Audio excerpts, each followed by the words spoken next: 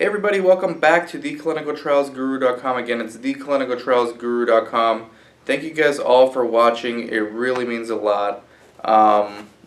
Keep your questions coming, right? It's Dan at theclinicaltrialsguru.com, or you can call or text me 949-415-6256. I will get back to all of you guys. Okay, I don't know why I did that. I felt like doing it. Unless it's a sales pitch or a sales call, I will not get back to you. But if it's a legit question or you just something you want to talk about, let me know. So today's video actually is inspired by a text message I received from a research site owner that I actually know. We've interacted a lot. We've actually met, I believe, once. Good guy.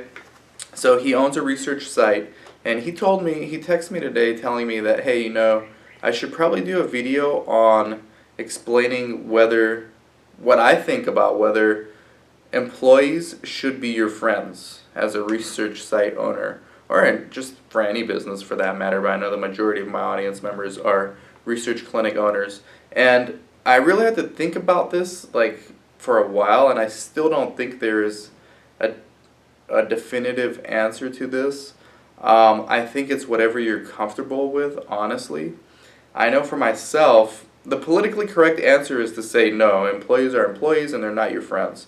But at the end of the day, us site owners, us business owners, we're human beings. And especially at some of these smaller clinics, like the clinics I'm involved with, where I handpicked the employees with no experience and groom them, train them, and help them become study coordinators. And then a lot of them moved on to be CRAs, all kinds of stuff. Some are doctors now. Because I've been doing this for over 10 years, it's very difficult to respect that boundary of employee and employer relationship. And I think everybody's answer is different, and I'm not trying to cop out by not answering this question. That's just my take on it.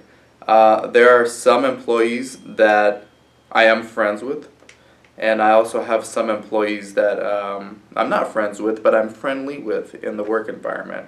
And if I don't get along with you and you're one of my employees, you're not going to last there very long. That's just the way it is. We have small clinics, so I actually have to have a good working relationship with all of my employees. So each site typically has no more than 6 or 7 employees. Now, this would be totally different if I had a mega CRO, which I plan on building one of these days anyways, where we had 200 or 300 employees. At that point, there could be someone that works within my organization that I may not necessarily like, but because I wouldn't have to deal with them, they'd probably have a manager dealing with them. It wouldn't bother me as long as they did their job and they were good.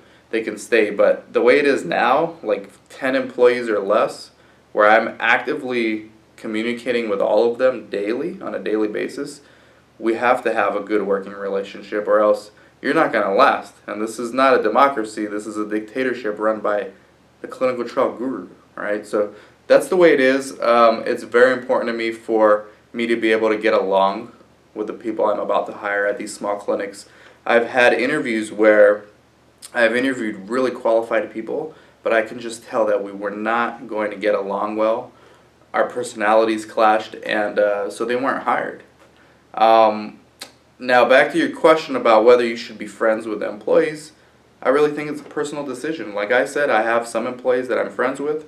I have some employees that I'm not friends with, but I'm friendly with in the workspace. It's just the way it is. I mean, everybody's answer is going to be different. I think it's important while in the workspace, however, while at the clinic, to have a boundary. And as long as they respect that boundary and don't cross the line at work, outside of the office, you guys can act like friends, right? You guys can joke around and stuff like that. You can do that in the clinic too, but you can be more of yourself, I guess, outside of the workspace, and it can become more of an equal relationship there, where everyone's really on an equal playing field outside of the workspace.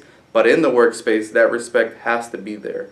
Whether you're best friends or not, they have to recognize that you are the boss and they're the employee at work. Outside of work, totally different. All right, so that's my take on it. I still am friends with a lot of my former employees. I'm friends with a few current employees, and that's it. That's my take on this. So everyone's answer is going to be different. It's whatever you're comfortable with and whatever. I guess the general rule would be whatever is best for the research site. That's the kind of relationship you need to have with your employees. All right. If it's best for your research clinic that you're not friends with your employees, then that's what you need to do. If it doesn't matter and you end up becoming friends with your employees, as long as they have that respect that you're the boss and they're the employees, then outside of work you guys can be best friends. At work, there has to be that respect, right? So that's my take on this. Hopefully it helps answer your question.